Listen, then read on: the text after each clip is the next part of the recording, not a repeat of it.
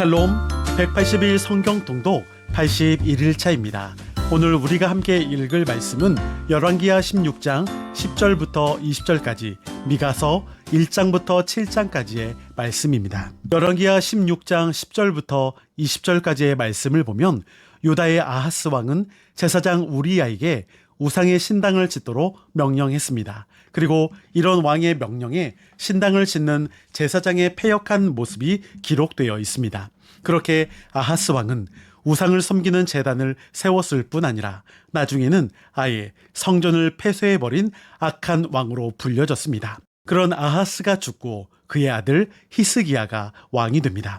히스기야는 개혁을 통해 이스라엘이 하나님께로 돌아가는 종교 개혁과 회복을 이끌어낸 왕으로 평가됩니다. 미가는 이사야와 함께 히스기야 왕의 개혁을 도왔던 선지자입니다. 미가의 뜻은 여호와와 같은 이가 누구냐라는 의미를 갖고 있습니다. 이사야는 주로 왕실을 상대로 사역했고 미가는 일반 백성들을 대상으로 사역했습니다. 미가는 북왕국의 아모스 선지자와 마찬가지로 남왕국의 형식적인 종교 생활과 제사장들의 타락 또한 극심한 빈부격차로 인한 불의를 질타하면서 하나님의 정의와 공의의 회복을 강조했던 선지자입니다. 미가는 사마리아의 멸망에 대해 예언하면서 아수르가 연한 평야를 따라 한 성읍씩 덮치면서 예루살렘까지 올라오는 환상을 보게 됩니다. 당시 유다의 힘 있는 자들은 남의 재산과 땅을 탐내며 그것을 불법으로 빼앗고 취했습니다. 그런 과정에서 불법을 자행하며 정의를 짓밟았습니다. 그래서 미가 선지자는 바로 그런 행위에 대한 하나님의 엄중한 경고를 전합니다. 하나님께서 미가 선지자를 통해 이루시고자 했던 정의는 오늘 우리를 통해 이루시고자 하시는 정의와 같은 것입니다. 미가 선지자는 1장에서 먼저 우상 숭배를 비롯한 종교적인 죄악을 고발하고, 이어서 2장에서는 가난한 민중들을 향한 권력자들의 악행과 사회적인 죄악상을 이야기합니다.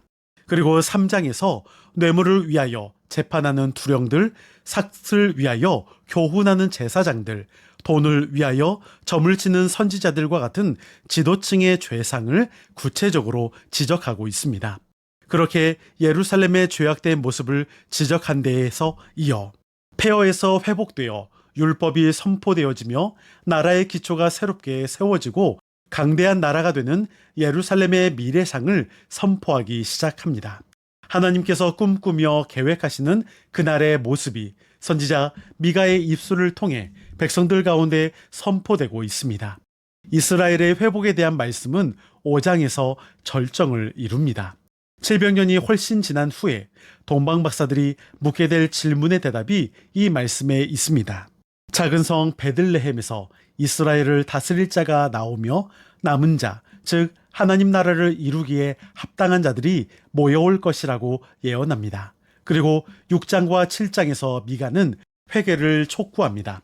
하나님께서는 유다의 역사를 회고하면서 그들을 위해 행하신 일들을 상기시키셨습니다. 미가는 하나님께서 원하시는 것은 거칠의 종교가 아니라 마음 깊숙한 곳에서 우러나오는 경외심과 행동의 변화임을 분명히 밝히고 있습니다. 미가는 종교의식을 통해서 하나님의 마음을 얻으려고 하지 말고 윤리적인 삶을 살아야 한다라고 말합니다. 미가가 말하는 윤리적인 삶이란 정의를 행하며 인자를 사랑하며 겸손하게 내 하나님과 함께 행하는 것을 말합니다. 이스라엘을 향한 하나님의 사랑을 외면한 채 죄악의 길로 가는 백성들을 바라보는 미가의 마음은 실로 착잡했을 것입니다. 그러나 하나님께서는 이스라엘 백성을 향해 또다시 소망을 품고 긍휼을 베푸십니다. 이스라엘의 죄악은 미워하시지만 이스라엘 자체는 끝까지 사랑하시는 모습을 볼 수가 있습니다. 이러한 하나님의 마음을 알게 된 미가는 주님과 같은 분이 또 어디 있겠습니까? 라고 하나님을 찬양하고 있습니다.